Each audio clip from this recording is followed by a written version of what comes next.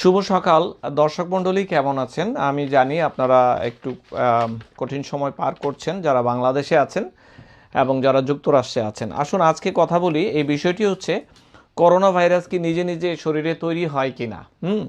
তো আমি যুক্তরাষ্ট্রে সকালবেলা যেই ইয়েতে করি, যেই পর্বটি করি, সেইটি সাধারণত টার্গেট থাকে বাংলাদেশে যারা রয়েছেন তাদের জন্য। তো বিষয়গুলোকে সেইভাবেই আমরা আমরা সেট করি যেন বাংলাদেশের মানুষগুলো তাদের পরিস্থিতিতে জানতে পারে যে কি হচ্ছে, কি করা উচিত। তো বাংলাদেশ যেহেতু যুক্তরাষ্ট্র থেকে এখনও সময় হিসেবে পিছিয়ে আছে প্রায় 4 সপ্তাহ 5 সপ্তাহ, তো আমরা বিষয়গুলোকে অনেকটা প্রিলিমিনারি করে দেব।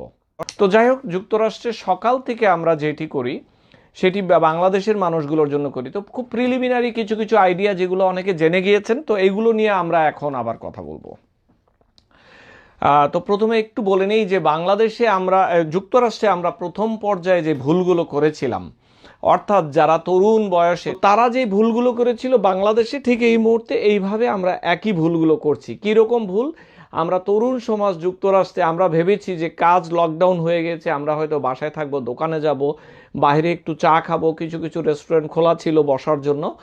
তো এই কাজগুলো বাংলাদেশে এই মুহূর্তে হচ্ছে।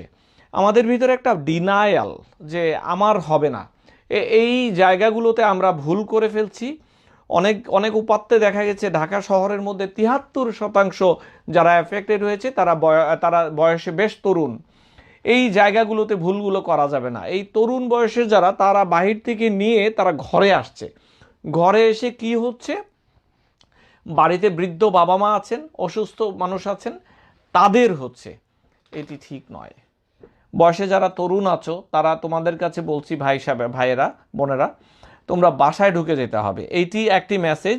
বাংলাদেশে একটি কমপ্লেইন আমি সবসময় শুনি যে রুগীরা ডাক্তার সাহেবদের কাছে ঠিকমতো কমপ্লেইনটি করে না, মিথ্যা কথা বলে। এইটি আমি ব্যক্তিগতভাবে আমি মানতে রাজি না। অনেকে হয়তো বলবেন যে বাংলাদেশে আইসা প্র্যাকটিস কর, তারপরে বুঝবি। আমার ভাই বোনেরা হয়তো, ডাক্তার ভাইয়েরা বলবেন এইরকম সিচুয়েশন এটি হতেই থাকবে, এটি সব দেশেই আছে। কিন্তু এটিকে আমি মিথ্যা নয়, এটি আমাদের একটি কমিউনিকেশনের ভুল হতে পারে বলে আমার মনে হয়। ইচ্ছা করে কেউ তার লয়ারের কাছে গিয়ে মিথ্যা কথা বলে না, ডাক্তারের কাছে গিয়ে মিথ্যা কথা বলে না, তার ইমাম সাহেবের কাছে গিয়ে মিথ্যা কথা বলে না। এটি আমার জানা মতে, আমার দেখা মতে।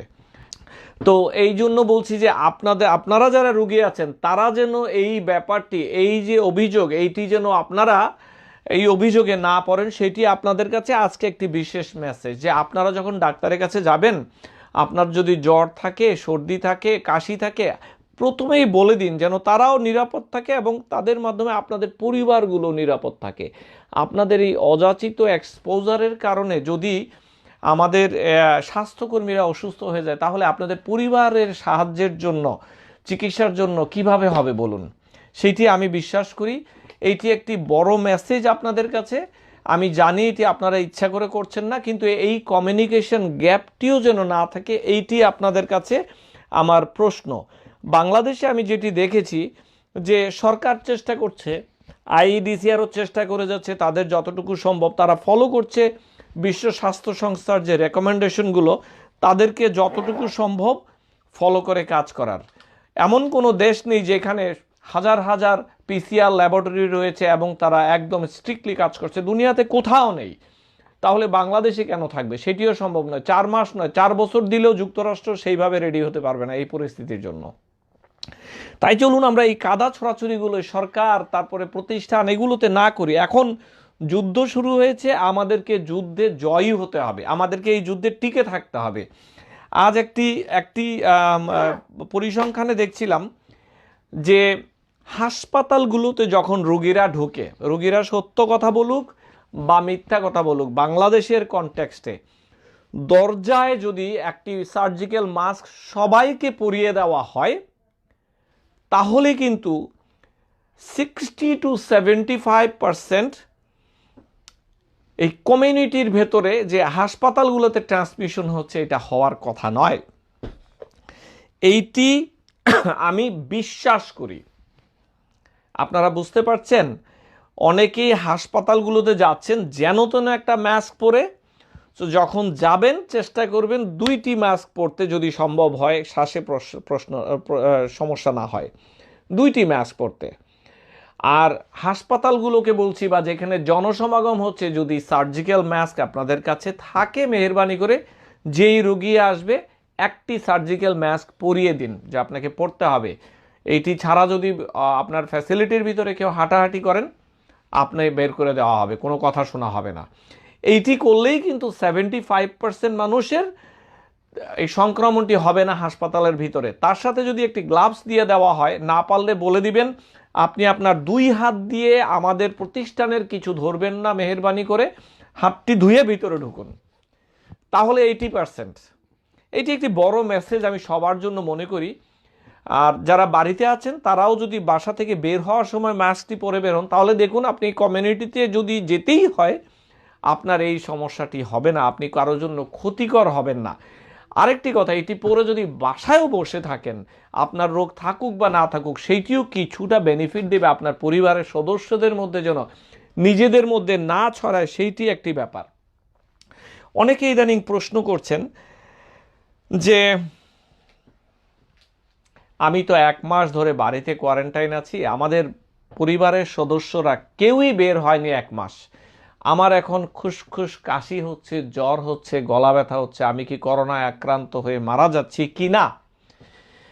এইটি খুব সাধারণ কথা। কেউ যদি 1 মাস বাড়িতে থাকেন, কেউ না বের হন, এটি হবার কোনো কারণ নেই। এইটি এমন নয় যে উপরতলার ছাদ থেকে লাফ দেবে, পাশের বাড়ির দরজা খুলে চলে আসবে, দরজার ভেতর দিয়ে আসবে, এইটি ভাবার কোনো কারণ নেই। আমরা সবাই এত চিন্তিত, শুধু চিন্তাই করছি কিন্তু কাজ করছি না।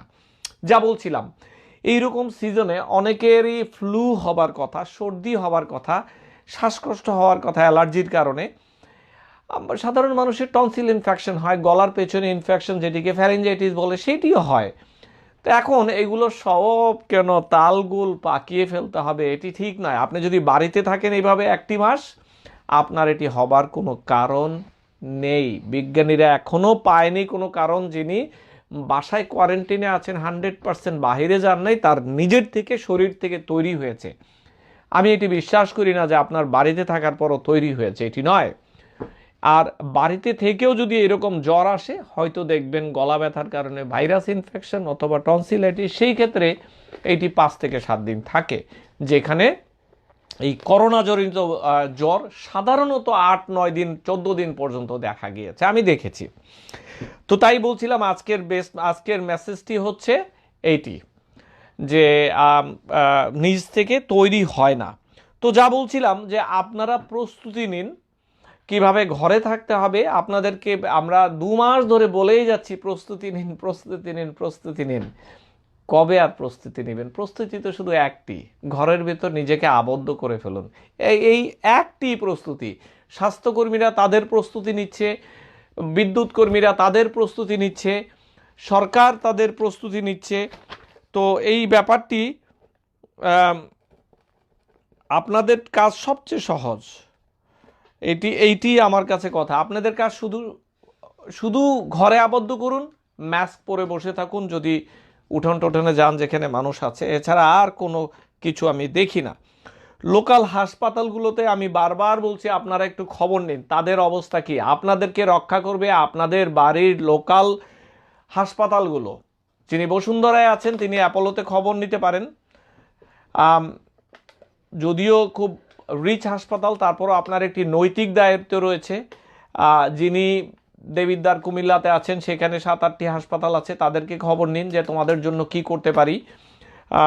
এই ব্যাপারগুলো দেখা উচিত। দেখুন, আমরা সব সময় ভুলে যাই, যারা ইমার্জেন্সি সার্ভিস দিচ্ছে আপনাদের, শুধু স্বাস্থ্যকর্মী, পুলিশ বাহিনী, সাংবাদিক নয়, বিদ্যুতের যে কর্মীরা আছেন, তারা কিন্তু নিরবিচ্ছিন্ন বিদ্যুৎ সাপ্লাই না দিলে হাসপাতালগুলো চলতো না, আপনার বাড়িতে এয়ার কন্ডিশন চলতো না, আপনার বাড়িতে রান্না হতো না।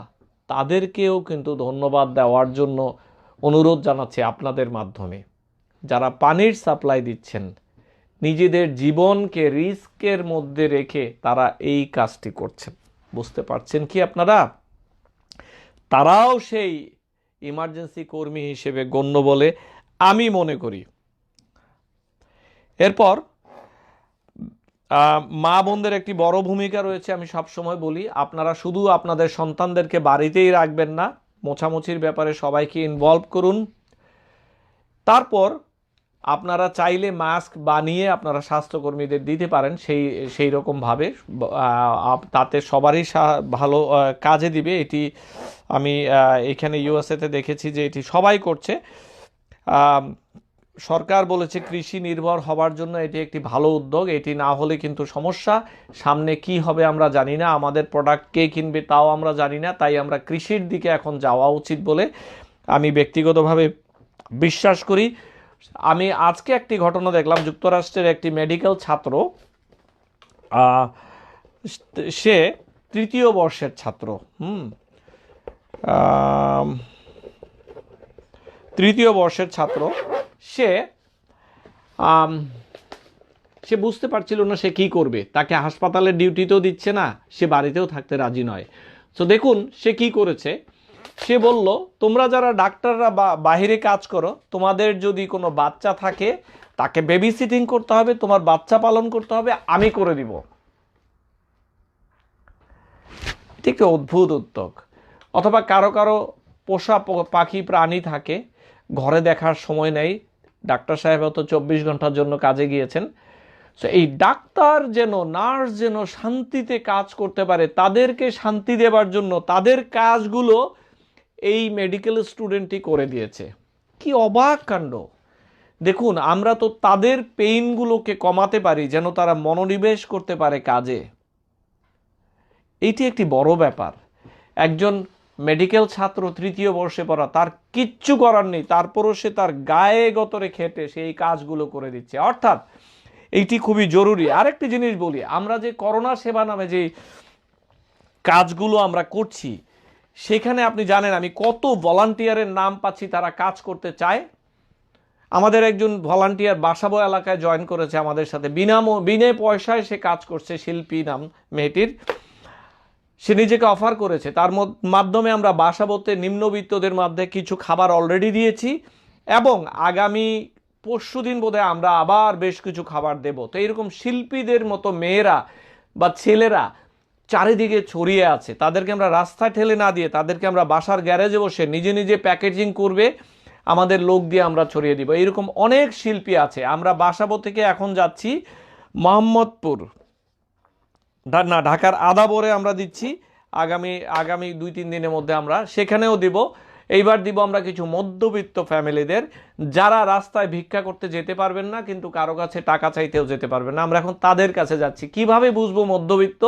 এই জন্য আমরা এলাকায় যাচ্ছি। আমরা যাদেরকে আমাদের সেন্স কাজ করে আমরা ইন্টারভিউ নেব, তারপরে দেব, এর আগে দেব না। তো এইরকম শিল্পীদের গল্প আমাদের সারা দুনিয়াতে রয়েছে। যারা কলেজ ইউনিভার্সিটিগুলোতে পড়ো, তোমরা তোমাদেরকে অ্যাভেলেবেল করো। তোমরা কিভাবে ডাক্তার বা স্বাস্থ্যকর্মী বা পুলিশ বাহিনী বা বিদ্যুৎ কর্মী যারা আছো, তাদের পেছনে তোমরা তাদের পেছনের কষ্টগুলো কিভাবে কমাবা সেইটি চিন্তা করো। যারা ধনাঢ্য মানুষ আছেন তারা তাদের কাজ করছে, ছাত্ররা ছাত্রদের কাজ করছে। এভাবেই তো আমরা সোনার বাংলা গড়ার কথা। আমি ব্যক্তিগতভাবে বিশ্বাস করি, আমরা যদি 1.5 কোটি মানুষ বিদেশে রয়েছে বাংলাদেশি, তারা যদি $10 করে পাঠায় এক মাসে, আমরা না খেয়ে মরবো না। এই না খাওয়ার যে কথা, এটি নিয়ে আমি বলতেই চাই না। কেন আমরা না খাওয়া দুর্ভিক্ষের কথা এই 2020 সনে এসে বলবো আমরা বুঝি না। আমাদেরকে মরালি স্ট্রং হতে হবে, আমাদেরকে পারতেই হবে। আমি একটি ঘটনা বলি। রিফা, সে আমাদের করোনাসেবা.com এর মাধ্যমে আমাদেরকে কিছু ডোনেশন করেছে। কি ডোনেশন করেছে জানেন? সে 8ম শ্রেণীর ছাত্রী, সে কোরআন তেলাওয়াত করে 300 টাকা পেয়েছিল, করোনাসেবা.com এ সেটি পাঠিয়ে দিয়েছে। কি অবাক কাণ্ড! আমি আপনাদেরকে আগেও বলেছি, ঢাকায় আমাদের এই সেন্টারে যারা এভাবে আমাদের অংশীদার হতে চান পারেন আপনারা চাইলে, কিন্তু আমি সব সময় বলবো আপনার আশেপাশে অনেক গরিব মানুষ আছে, তাদেরকে দিন। তাদেরকে যদি না পান আমাদের সাথে যোগাযোগ করতে পারেন। আমি বলছি আমাদের ঢাকার যে বিকাশ নাম্বারটি সেটিতে করতে পারেন, শুধুমাত্র আপনার সোর্সে কেউ যদি না থাকে। 01819130146। আমি আবারও বলছি 01819130146। এই যে টাকাগুলো অনেকেই দিচ্ছেন আমি দেখতে পাচ্ছি, খুব খুশির খবর। আপনারা যদি 1 টাকা ডোনেট করেন, আমি আমেরিকা থেকে আরও 1 টাকা এটি ম্যাচ করব আমার টাকার উপর দিয়ে। আমি তো আমার মতো দিয়েই যাচ্ছি। আমি গত পরশুদিনও বোধহয় আমি 12 লক্ষ টাকা পাঠালাম এই বাংলাদেশে খাবার দাবারের জন্য। তো এইটি একটি ঘোষণা আমি দিয়ে নিলাম। তো আপনারা অংশগ্রহণ করতে পারেন চাইলে coronaseva.com, CORONA seva.com। আচ্ছা, কিছু মানুষ, আমি অবাক হয়েছি, অনেক মানুষ কিন্তু অংশগ্রহণ করছে। নূরে আলম শাহজাহানপুর থেকে, আবুল কালাম নাসিরাবাদ চিটাগং থেকে, মাই হোম টাউন, সেখানে আমি বড় হয়েছি।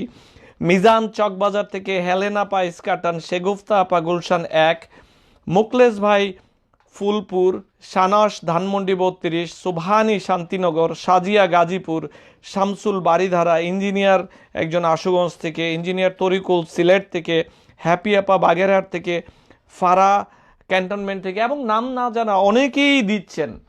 তো আমি জানি আপনাদের আশেপাশে গরিব মানুষ আছে, তারপরও আপনারা ভেবেছেন যে আপনারা হয়তো 1 টাকা দিলে এটি 2 টাকা হয়ে যাবে। দেখুন, এদের মধ্যে অনেকেই ছাত্র আছেন। আমি এটি অবাক হয়ে যাই যে ছাত্রদের ডিল কত বড়। 200 টাকা সে তার নিজের টাকা নেই, তারপরও দিয়ে দিচ্ছে। তাছাড়া ধনাঢ্য ব্যক্তিরা আছেন, তাদের কথা তো বললামই না, তারা তো থাকবেনই সবার পাশে, এটা আমরা জানি। যা বলছিলাম, আমাদের এই উদ্যোগগুলো আমরা কেন সামনাসামনি বলছি এভাবে, বলুন দেখি। আমি পরিষ্কারভাবে বলতে চাই, মানুষগুলোর পাশে দাঁড়ানোর যে উদাহরণ, এগুলো আমরা তৈরি করতে চাই। ফোনটা দাও, আমার কোয়েশ্চেন আনসার নেব। মানুষগুলোর পাশে দাঁড়ানোর যেই উদাহরণ, এগুলো আমরা তৈরি করতে চাই। আজকের এই যুদ্ধ করোনার বিরুদ্ধে, সেখানে শুধুমাত্র প্রশ্ন নিব, শুধুমাত্র এইটি যে স্বাস্থ্যের যুদ্ধ তা নয়, এখানে একটি মানসিক যুদ্ধ রয়েছে, এখানে একটি অর্থনৈতিক যুদ্ধ রয়েছে। এখানে আমাদের হ্যাডাম আমাদেরকে প্রমাণিত করতে হবে বলে আমি বিশ্বাস করি। পৃথিবীর বুকে আমরা অলরেডি উঠে দাঁড়িয়েছি, আমরা তাদের কাছে আর যেতে চাই না। আমরা বলতে চাই যে আমরা আমাদের নিজেদের জন্যই যথেষ্ট। আপনারা আশা করছি ভালো থাকবেন। চলুন কিছু প্রশ্নের উত্তর নেই। গলাটায় পোড়ায়, মাঝে মাঝে শুষ্ক কাশি হয়, এখন তো অ্যালার্জি সিজন। হাফিজ রহমান, আমার আগে থেকেই মাথা ব্যথা, করণীয় এগুলো নিয়ে না হয় করোনা পরবর্তী সময়ে বলি। হুমায়ুন কবির, আমি বাংলাদেশ থেকে বলছি, আমার শরীর সব সময় গরম থাকে, আমার গলায় সবাই একটু অ্যালার্জির লক্ষণ বলছেন, গলা খুসখুস, কাশি, জ্বর নেই, কি করব? এটি নিয়ে আমি আবারও আসব। একজন কতজনকে আক্রান্ত করতে পারে? অ্যাবাউট 60 জনের উপরে, 60 থেকে 80। সব সময় তো মরে যাচ্ছি, কি করব স্যার? ভয়েই তো মরে যাচ্ছি। এত ভয় পেলে হবে? ঘরে থাকুন, আর কিছু চিন্তা করতে হবে না, আমরা সবাই ফেস করতে পারবো। শুধু চিন্তা হয় বয়স্কদের নিয়ে, আর কারো এটি চিন্তা করার কথা নয়। টুথব্রাশের মাধ্যমে কি এটি ছড়ায়? হ্যাঁ, এটি ছড়ায়, টুথব্রাশের মাধ্যমে ছড়ায়, আমি গতকাল বলেছি। কাগজপত্রহীন অভিবাসীদের জন্য খাবার এবং গিফট কার্ড নিয়ে কিছু বলুন। কাগজপত্রহীন অভিবাসী গতকাল থেকে আমরা দিয়েছি ভাই। অল্প একটু আমার সাধ্য মতো আমি চেষ্টা করেছি। যুক্তরাষ্ট্র সরকার তো অনেক করছে মানুষের জন্য, কিন্তু যাদের কাগজপত্র নাই, অভিবাসী, তাদের পাশে দাঁড়ানোর মতো কেউ নেই বলে আমার কাছে মনে হয়েছে। গতকাল থেকে আমরা প্রায় 100 জনকে দিচ্ছি। আমি আপনাদের ভালোবাসা পেয়ে আমি আরও বেশি সাহসী হয়ে গেছি। আমি আরও 200 মানুষের জন্য খাবার কিনছি, আজ বা কালকের মধ্যে পেয়ে যাব। আগামী সোমবার থেকে আমি আশা করছি আবারও দিব, আমি জানাবো বিস্তারিত সময় হলে। তবে গিফট কার্ডগুলো খুঁজে পাওয়া বড় মুশকিল। আমি 3-4টি জায়গায় গিয়েছি, নদী ক্রস করে ব্রঙ্কসে গিয়েছি, তো এইভাবে কোনো রকমে 50টির মতো গিফট কার্ড ম্যানেজ করেছি। আমি আবারও আজকে খোঁজ লাগিয়েছি, দেখি গিফট কার্ডগুলো। গতকাল আমি নিজেই একজন অভিবাসীকে সেই রকম আমি নিজেই ডেলিভারি করেছে, যিনি দোকান পর্যন্ত চিনেন না, তিনি এসেছিলেন, একজন বয়স্ক মহিলা, তার গল্প আমি পরে বলবো। তো ব্যাপারগুলো এইরকম আমাদের পাশে দাঁড়াতে হবে। আমি জানি এই কিছু খাওয়া বা 15-20 কেজি এটি খাওয়া কিছুই না, এটি 1 সপ্তাহে চলে যাবে, কিন্তু আপনাদের পাশে দাঁড়ানোর মতো যে মানুষ আছে, সেইটি আমি আপনাদের মাধ্যমে সবাইকে বলতে চাই। তো আরও প্রয়োজন হলে আরও আসবো। আমি নিশ্চিত অনেক মানুষ এই কাজগুলো করছে কাউকে না জানিয়ে, গোপনে। আমারটি হয়তো দেখা যাচ্ছে, আমি দুঃখিত এই জন্য, কিন্তু সবাই করছেন, আমি জানি। এইটি নিয়ে কোনো প্রশ্নের অবকাশ নেই। বাংলাদেশ সোসাইটি কবরস্থান কবর করে দিচ্ছে, এক একটি কবর করতে $3000 লাগে। চিন্তা করুন কি ভীষণ মানে সাহসী উদ্যোগ। অনেক বাংলাদেশি ব্যবসায়ী যুক্তরাষ্ট্রে চেষ্টা করছেন, বাংলাদেশেও করছেন। আসুন এই মুহূর্তে কে কি করলো না করলো এই দিকে না তাকাই, আমরা আমাদের নিজেদের কাজগুলো করি। আমি স্যালিউট জানাই সেই সমস্ত ভলান্টিয়ারদেরকে যারা আমাদের পাশে সাহস করে নিজ থেকে এসে বলছে আমি কাজ করতে চাই।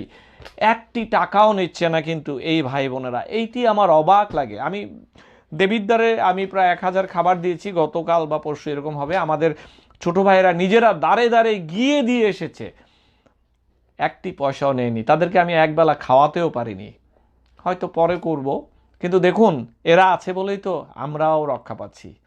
নিজেদের জীবন ঝুঁকির মধ্যে ফেলে এরা কাজগুলো করছে। তবু আমি সবাইকে বলবো একটু সাবধানী হতে হবে, বাহিরে সবসময় না থেকে কাজগুলো করা যায় কিনা। আমার 3 দিন যাবত ঠান্ডা, হাঁচি, কাশি। না মোস্তফা কামাল স্যার, আমি দুবাই থেকে দেখছি আমার কয়েকদিন ধরে জ্বর নিয়ে অনেক তো কথা বললাম ভাই, রোগটির বিষয়ে কিছু বলুন। অনেক ভিডিও আছে আপনারা দেখুন এখানে। স্যার চোখের মাধ্যমে কি এই রোগটি ছড়াতে পারে?